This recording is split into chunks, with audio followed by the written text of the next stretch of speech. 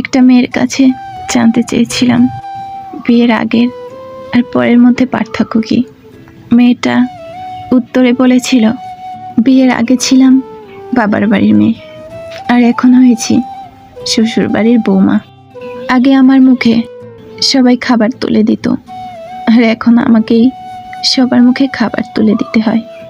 আগে একটু ব্যথা পেলে চিল্লাচিল্লি করে সারা বাড়ি মাথায় তুলে ফেলতাম, আর এখন অনেক ব্যথা পেলেও একটা শব্দও করি না।